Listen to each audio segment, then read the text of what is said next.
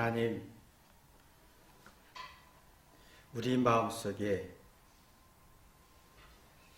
그리스도로 말미암아, 부모로 말미암아 자존감이 강해지나, 나로 말미암아 자존심이 강해지나 되돌아보게 도와주옵소서. 예수님의 이름으로 기도했습니다. 아멘. 하나님 말씀은 로마서 5장 2절부터 4절까지 말씀을 제가 봉독하겠습니다. 또한 그를 말미암아 우리가 믿음으로 서 있는 이 은혜에 들어감을 얻었으며 하나님의 영광을 바라보고 즐거워하느니라.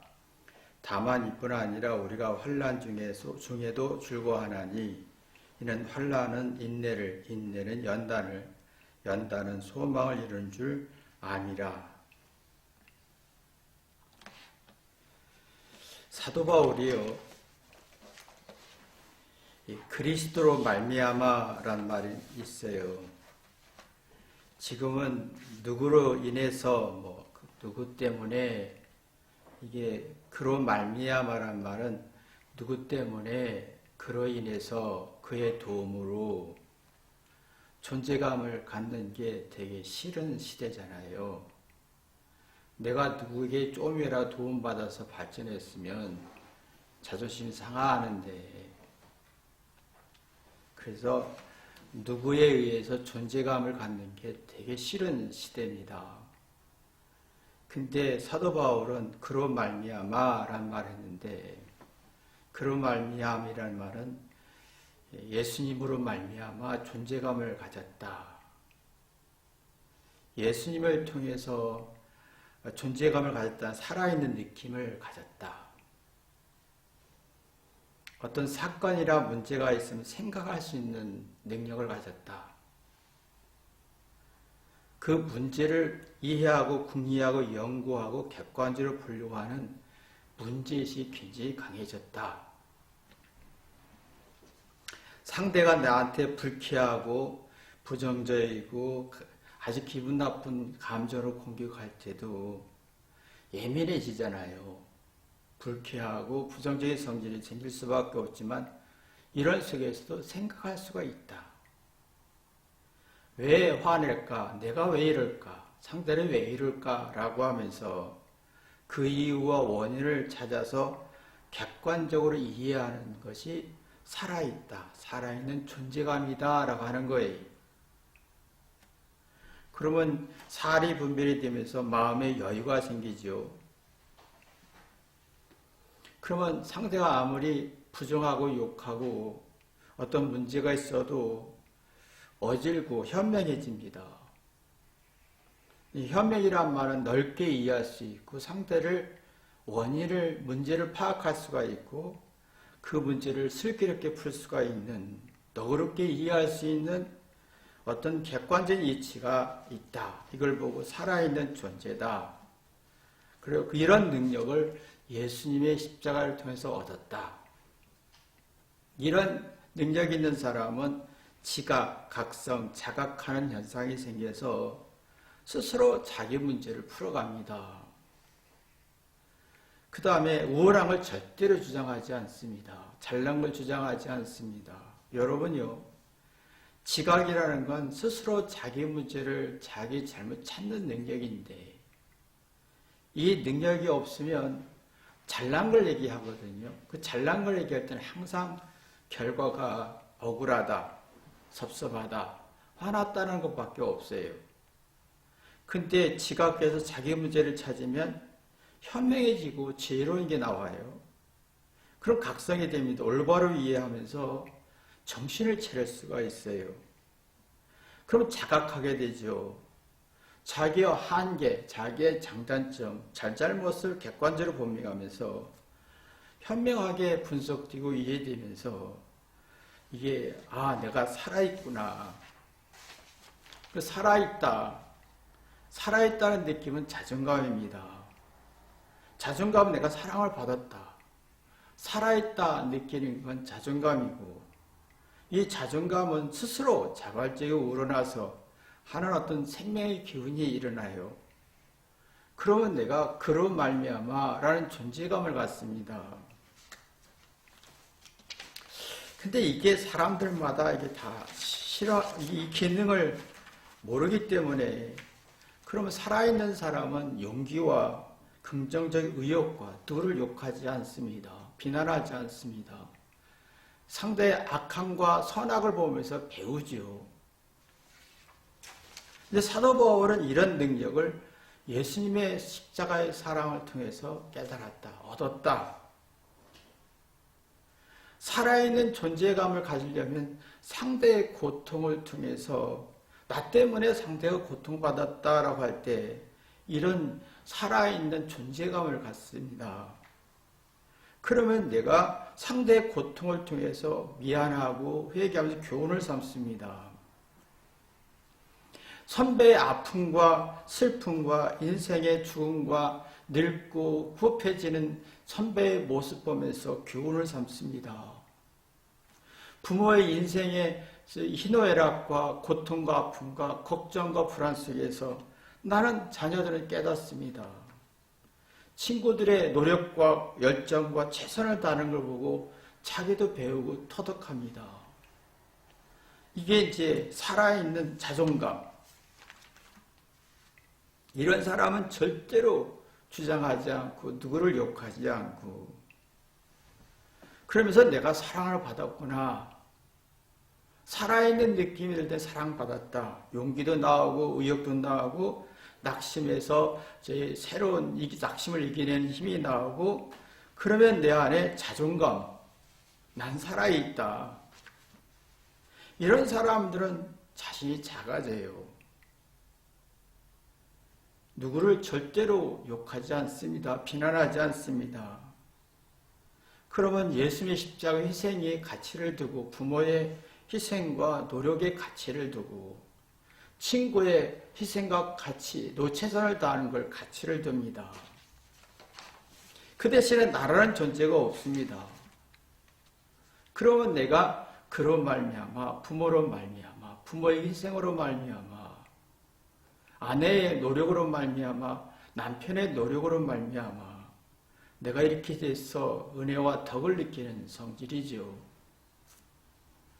근데 이제 세상은 참 안 된 게, 자신의 우월함과 똑똑함과 매력과 외모와 옷으로 존재감을 갖고 싶잖아요. 그래서 외모도 잘 가꾸고, 돈도 필요하고, 옷도 필요하고, 명품도 필요하고, 자기 지식 가지고 능력 가지고 뭔가 존재감을 가지려고 하고, 또 돈을 벌어서 자기 어떤 성공에 자존심을 세우려고 하는데, 그러면 주장이 됩니다.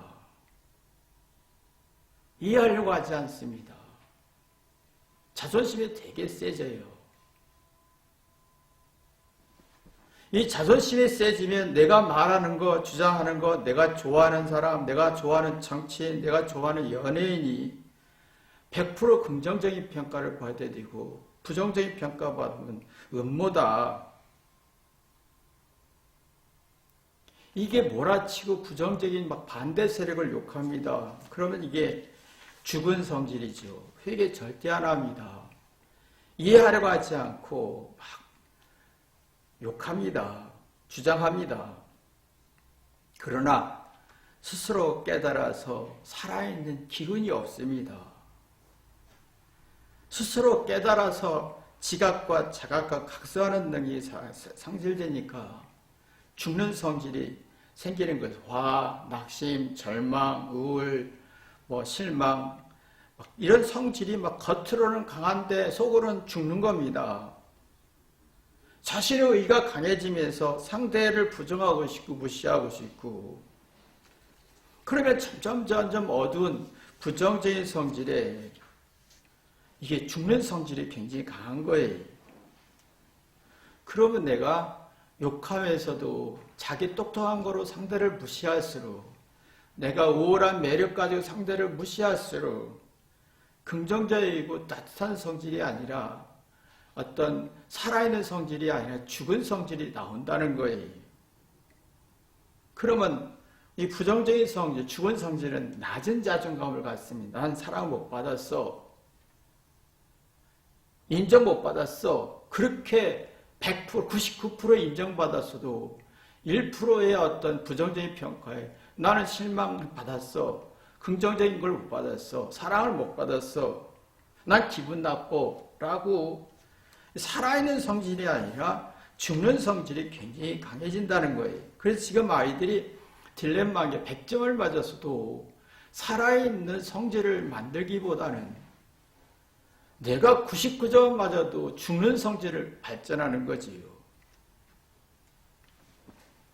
그러니까 스스로 자발적이고 지각하고 자각하는 이게 약해지니까 아무리 공부를 잘해도 조금만 틀려도 공부가 즐거운 게 아니라 억지가 되는 거예요. 그럼 사랑을 못 받았다라고 부모가 100% 희생하고 고통받는데도 사랑을 못 받았다고 무시받았다고 억울하다고 사춘기 때 극도로 공격하기 시작하는 겁니다. 난 상처받았어 하면서 부모의 희생과 노력을 일도 이해 못하고 듣고 생각하지 않고 그냥 싫어요. 그냥 불쾌하고 죽어도 싫어요. 그러니까 이게 참 안 된 것은 사람들의 마음속에 점점 살아있는 성질이 아니라 죽는 성질, 뭔가 부정적이고 욕하면서 뭔가 죽는 성질은 발전하는데 살아있는 성질은 나오지 않는다는 거예요. 내가 살아있구나는 정체감이 약해지고 내가 죽어간다는 정체감만 생기니까 회개하거나 되돌아보거나 지각하거나 각성하거나 자각하거나 이게 없어지고 의심과 불신이 많아지고 상대의 반응에 화만 낼 뿐이지.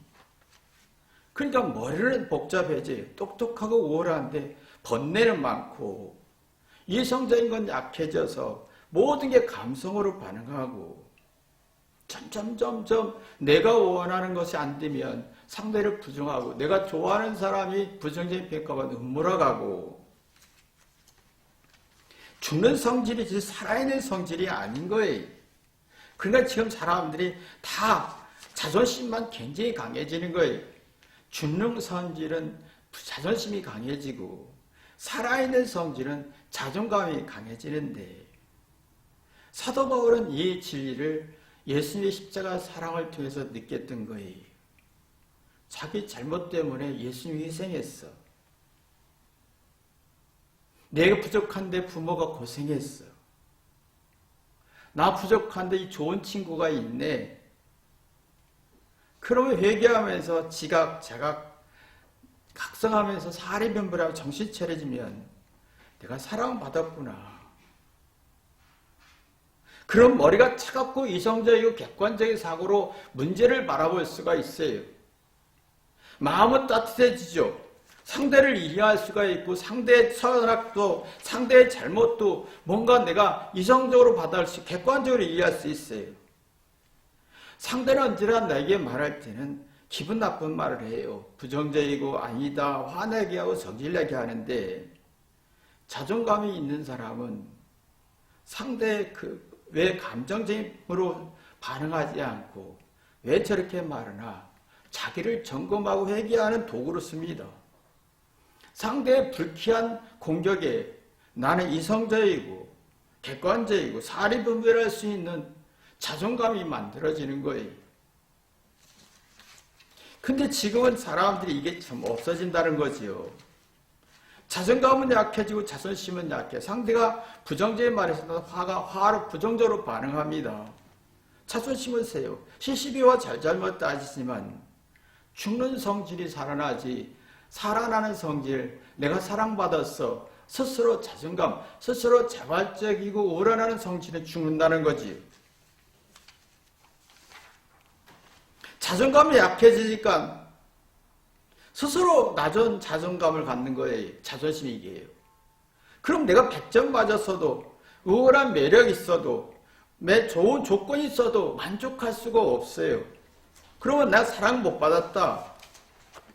스스로 뒤돌아볼 능력이 없고 상대가 100% 인정해야지. 1%라도 부정적인 평가하면 원망하고 탓하고 불평하게 되지요. 그러면서 상대가 내가 똑똑하는데 이렇게 보상해 줘야지. 내가 이러니까 상대가 나한테 이렇게 해줘야 돼.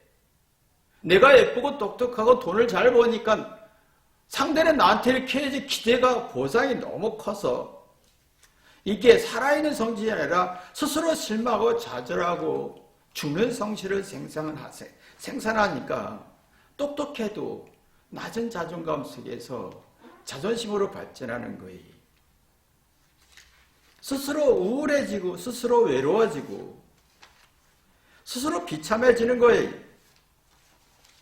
근데 사도 바울은 이렇게 살다가 그만 이게 예수님을 통해서 이런 어두운 성질을 이겨낸 거예요. 그래서 사도 바울이 표현하기를 내가 그리스도로 말미암아라는 표현을 쓴 거예요. 나의 죄 때문에 예수님이 희생해서 고통받았어. 나 때문에 부모가 희생했어. 나 때문에 아내가 고생했어. 나 때문에 남편이 고생했어 라고 하면 자연스럽게 회귀게 되면서 각성, 지각, 자각 이런 사례 분별되고 정신을 차려지면서 모든 걸 협력하여 선을 이루어집니다. 그러면 뭔가 확실한 분명함이 생겨요. 그 확실하고 분명함이라는 건 믿음인데 확실한 문제는 문제의 원인을 파악하면 확실해지잖아요. 그런 내 자신의 문제의식을 내 상대에게 문제의식 돌리는 게 아니라 원망하는 내 자신에게 문제의식 가져서 자기를 파악하면 자기의 문제점을 파악하면 확실해지고 믿어지고 자존감을 만들어지는 거예요. 그러면 내가 사랑받았다. 내가 다 하나님의 덕이다. 은혜다. 다 상대의 덕이다. 아내의 덕이다. 남편의 덕이다. 부모의 덕이다. 라고 여겨지는 거지요. 근데 지금은 다들 아이들이 자랄 때부터 참 안타까운 것은 세상의 생존, 상대성보다 우월해야 돼. 똑똑해야 돼. 돈을 벌어야 돼. 엄청난 고생과 노력을 최선을 다하지만 내 똑똑함을 주장하다 보니까 상대의 노력과 고생과 희생과 고난을 일도 이해할 수가 없다는 게 문제점이지요. 그러면 내가 사랑을 못 받았다. 낮은 자존심이 강해지는 거지요. 내가 옳다고 주장하지만 이 부정적이고 죽는 성질이 발전하는 거지요. 그러니까 이게 점점 사람들은 똑똑하고 우월하고 긍정적인 조건이 있는데 문제는 낮은 자존감에 사랑을 못 받았다. 이 죽는 성질, 자존심은 세지는데 자존감은 약해지는 그런 현상이 생기는 거예요. 그래서 조금이라도 자신에게 좀이라도 불편하면 극한 스트레스 쌓이고 분노, 화만 내고 이해하려고 하지 않습니다. 아주 이게 심각한 문제점인데 이렇게 아이들이 자라왔어요. 그러니까 이 아이들의 마음속에 언제나 의심, 불신이 많은 거예요. 누구도 믿지 못하는 거예요. 오직 내게 이익이 있으면 되는 거예요. 오직 내게 자존심만 있으면 되는 거예요. 그리고 내가에게 이익을 주고 자존심을 세워주는 봉으로 여기지요. 무시하죠. 하대하죠. 자존감은 떨어지고 자존심은 세지는 거예요. 내가 똑똑하고 예쁘고 100점 맞았으니까 세상이, 부모가, 사회가, 상대가, 직장에서 내게 보상해야 돼 라고 하는데 낙심과 절망만 깊어지고 심적 고통 속에서 마음의 상처만 남는 거예요. 자존감은 약해지고 자존심은 세지고 언제나 불쾌하고 기분 나쁘고 누구 말을 듣고 생각하는 게 불쾌해지는 거예요. 그러면 내가 누구에서 존재감, 누구의 도움을 받아서, 부모의 도움을 받아서, 친구의 도움을 받아서 이게 되게 기분 나쁜 거예요. 그러니까 자존심은 세지고 자존감은 약해지는, 스스로 자발적인 기능을 얻고 그 조건과 어떤 이익의 조건에서, 환경의 조건에서 많이 움직여지는 수동적인 삶을 살게 되는 거지요. 근데 사도 바울은 여기서 그런 말미암아 했어요. 예수님의 희생과 고통을 나 남편이, 아내가, 부모가, 자녀가 나 때문에라고 하면 성숙해지고 덕과 은혜가 나옵니다. 성숙은 상대를 이해하는 거지요. 상대의 고생과 아픔을 공감하는 거예요. 그러면 내 마음속에 서 있는 힘이 생깁니다. 본문 보면 그리스도로 말미암아 2절 보시면 또한 그로 말미암아 우리가 믿음으로 서 있다 그랬어요.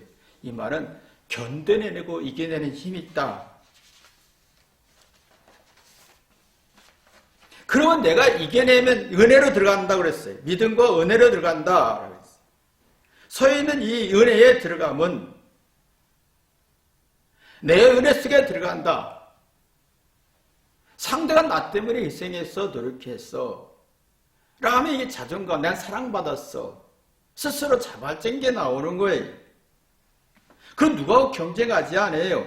주장하지 않아요. 자신이 잘한 걸 주장하지 않습니다. 자신의 잘못과 부족함 지혜를 얻지요. 자존심 기싸움하지 않습니다. 자기 잘난 거가 주장하다가 억울하다 화났다 짜증내면서 죽은 성실을 생산하지 않습니다.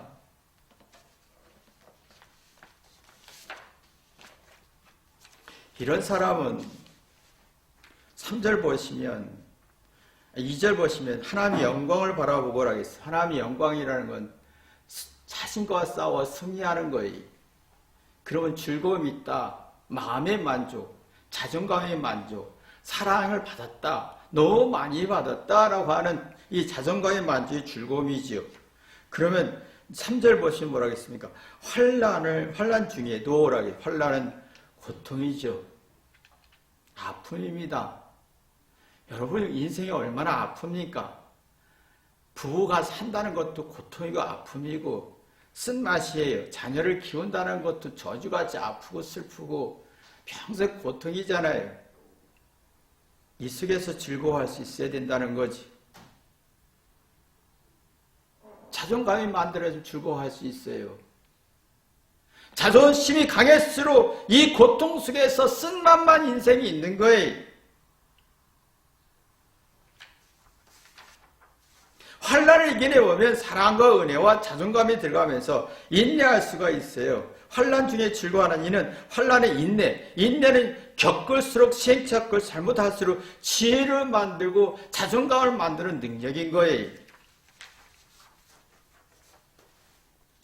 그러면 우리 마음속에 4절처럼 인내는 연단을 만든다고 그랬어요. 경험할수록 아플수록 고통도 할수록 인생의 선악을 판단할 수 있고 하나님의 뜻을 판단할 수가 있어요. 그러면 소망, 내가 미래를 볼 수 있는 능력이 생기죠.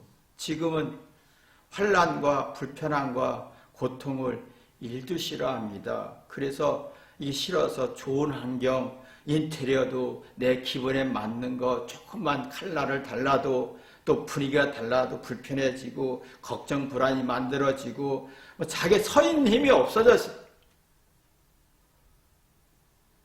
내가 이겨야 하고 이겨내는 자존감도 없어졌어요. 자존심은 세졌는데 환경 조건은 불편함이 없어요.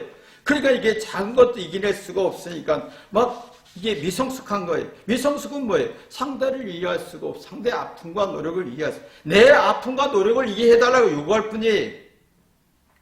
이게 죽는 성질, 스트레스예요. 이런 사람은 마음에 상처가 깊어져요. 사랑을 못 받았다. 정을 주어도 느끼지 못하고 희생을 주어도 느끼지 못해요. 지적 호기심도 상실하고 삶의 흥미도 상실해요. 작은 일의 고통도 배구로 느껴지고 자격심과 열등감이 깊어집니다. 다 어둡고 부정적인 성질이잖아요. 자격심이 뭡니까? 자신이 우월하고 똑똑한 것이 백이에요. 근데 상대보다 일만 부족해도 열등감으로 발전하는 거죠. 그런 마음의 여유와 뿌듯함이 우러나지 않습니다. 그러니까 자꾸 아이들이 아무리 노력해도 안 해도 행복과 어떤 자존감이 약해지고 자존심은 세지니까 안목과 어떤 시야가 좁아지는 거예요. 자존감이 있어야 안목과 시야가 넓어지는. 안목은 뭡니까? 잘못과 부족함과 실수를 문제를 미리 보는 거예요. 잘하는 걸 보는 게 아니에요. 안목은요, 여러분 잘하는 걸 파악하는 게 아니라 자기 잘하는 걸 얘기하는 게 아니라 자기의 위험성, 문제점, 실수, 문제가 일을 수 있는 사례 분별에 견식이 깊어지는 거예요. 견식이 뭡니까? 견문과 학식이지. 견문은 이 안목이 있다는 것은 견문이라는 말은요, 상대의 말을 듣고 막 자기를 회개하고 점검하는 거예요. 그러면 내가 배운 학식이 30배, 60배, 100배를 발전해서 시야가 넓어지고 미래를 예측할 수 있고 문제의 원인을 찾을 수 있고 그러면 미래에 대한 예측 능력이 생기고 나의 장단점을 파악하고 거기서 문제점이 뭔가 안목과 시야가 넓어지는 거예요. 그러면 여기 2절, 3절, 4절에 있는 내용이 내 인생에서 일어날 수가 있고 그러면 자존감이 깊어지는 거지. 이 자존감이 깊어지면 자기 인생을 정리할 수가 있어요. 버릴 건 버리고 취할 건 취하고 그러면 사고 수준이 높아지죠. 사고 수준이 높아진다는 말은 상대의 고통과 아픔을 이해하는 거예요. 근데 이상하게 자존심은 자기 잘못에 만족이 없어요. 잘난 만족이 있죠. 우월한 걸 주장하고 똑똑한 걸 주장하지만 사랑도 못 느끼고 정도 못 느끼고 마음의 상처가 깊어요. 작은 상처가 일의 상처가 100을 느껴요. 자기가 조금이라도 불편하거나 생각도 안 했는데 불평하고 죽는 성질을 만들어내요. 그러니까 점점 이게 작은 어려움이 있어도 심리적 우측과 정신적 불안해지면서 회개하지 않고 모든 게 모래의 집을 세워지는 현상이 생기는 거예요. 아무리 똑똑하고 아무리 좋은 환경과 아무리 좋은 집과 인테리어를 싹 했어도 조금 불편함이 있어도 그 좋고 어마어마하게 돈을 투자해서도 가치가 없어지는 거예요. 모래의 집을 세워지는 거지. 그러니까 이게 참 안 된 것이 내가 세월에 살수록 자존감이 깊어지나 성숙하고 또 성숙해서 내 인생에 그로 말미암아 부모로 말미암아 아내로 말미암아 남편으로 말미암아 자녀로 말미암아 친구로 말미암아 내가 참 많이 깨달았어 도움받아서 교훈 얻어서 현명해지나 이게 되어야 살아있는 성질 나는 사랑받았어 라고 은혜 속에 들어가고 그럼 하나님의 영광 나 자신과 죄와 잘못과 싸워 지혜를 만들고 마음의 즐거움 자존감 난 사랑을 받았어 그럼 환난도 이겨낼 수 있고 또 인내하시는 힘 그러면 인내 속에 연단 경험하고 시행착오 모든 걸 통해서 미래를 볼 수 있는 안목과 시야가 넓어지는 거예요. 이게 나와야만이 우리 인생을 보이는데 이게 지금 안 나와요. 자존감은 자꾸 떨어지고 자존심은 세져서 어둡고 욕하고 비난하고 저주하고 내 생각과 다르면 음모로 가고 무식하다 하고 부정하고 이게 지금 아이들이 어렸을 때도 만들어지고 있는 거예요. 이걸 어떻게 풀어줄 거냐는 거예요. 이건 부모님들이 많이 사도 바울처럼 그리스도 안에서 자존감을 가지고 나면 세상이 얼마나 악하고 자존심이 얼마나 무지한지를 그래서 자존심이란 단어를 주장하지 않아요. 악하고 무식하다는 걸 느껴지죠. 내가 말하고 주장하는 게 얼마나 어리석은가를 깨닫게 되죠. 그러면 자녀들에게 지혜를 줄 수 있는 능력이 나옵니다.